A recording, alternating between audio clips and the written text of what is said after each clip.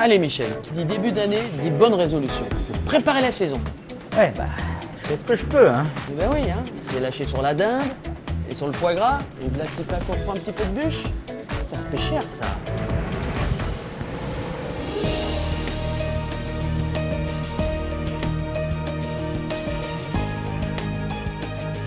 Hey, salut les gars! Salut Arnaud. T'as l'air en pleine forme. Tu rigoles, écoute, j'ai pris au moins 500 grammes là pendant les fêtes. Alors bon, en plus, fin du mois, semi-marathon, mois de juin, Ironman de Nice. Allez, c'est parti! Ça rigole pas, hein. Je fais mon Ironman. On va descendre un étage. Hein. Arnaud, il a toujours été irréprochable sur son physique. C'est grâce à ça qu'il a été en finale de l'Open d'Australie. En 2001, Arnaud Clément joue le tennis de sa vie. À l'Open d'Australie, il se ferait son petit chemin à travers le tableau, l'air de rien. Au troisième tour, il sort un certain Roger Federer en 3-7 sec. Roger n'est pas encore Roger, mais bon, c'est quand même Roger quoi.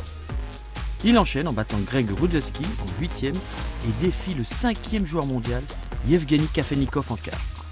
Tout ancien vainqueur qu'il est, le Russe ne résiste pas à la couverture de terrain démente de l'ex-World. Arnaud l'emporte en 4-7. Fou de joie, il fait monter la température du central. Bandeau, t-shirt, chaussettes, il enlève tout, ou presque. Arnaud en plein striptease balance ses chaussures en tribune. Oui, alors petite précision, c'était pas vraiment mes chaussures, mais celles d'Eric de Blicker. Les miennes étaient toutes cramées. Le lendemain, je rachète une paire, cap sur les demi, contre mon grand pote Seb, un match très particulier. Ça, tu vois, ça m'intéresse parce que jouer contre un copain, c'est jamais facile. Moi, c'est pour ça que contre Henri, j'ai un peu de mal. Enfin, souvent, quoi. Ouais, souvent. Toujours, ouais. Allez. Pédale, va.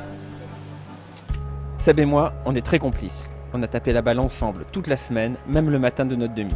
Comme depuis qu'on est minot entre Aix et Marseille. Mais là, on a 23 ans et une occasion en or de jouer une finale de Grand Chelem.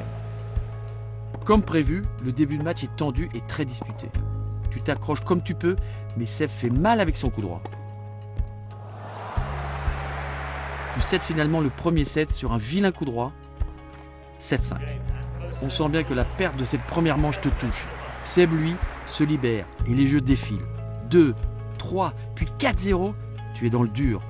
Tu te fais strapper à la cuisse, mais rien n'y fait. Ça va trop vite et Seb marche sur l'eau. 3 petites fautes directes seulement dans cette manche, remportées 6-2 sur cet ace. Tu prends clairement un coup sur la tête et Seb se dirige tranquillement vers la victoire. À 5-3 sur son service, il obtient même une balle de match. Et là, Arnaud, tu trouves la clé. La clé?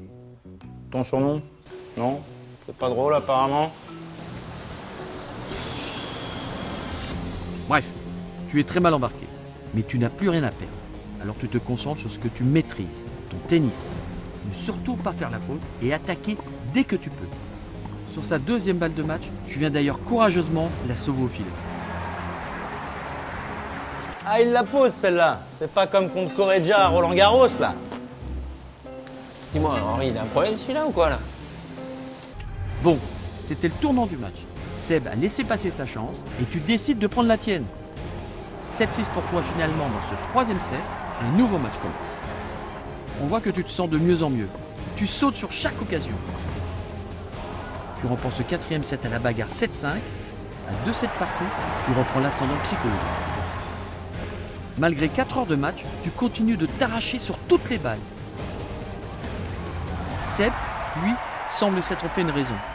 Ce 5e set remporté 6-2 est finalement une formalité. Mais cette victoire a une saveur amère. Oui, je suis heureux, mais je prive mon pote d'une finale de Grand Chelem. Non, mais après, il y a la finale. Quelle finale? Ah, bah ça, forcément, il s'en souvient pas de sa finale, monsieur Ironman. Je vais te dire ce qui s'est passé. Il a pas fait un pli, et puis c'est tout. Ah, ça va! Ce jour-là, il n'y avait rien à dire. Il était bien plus fort que toi. Pourtant, Agassi, tu l'avais battu 5 mois plus tôt à l'US Open. Mais en face, ça n'était plus le même mec. Et puis, j'avais pas dormi de la nuit à cause du speech, ça m'avait stressé.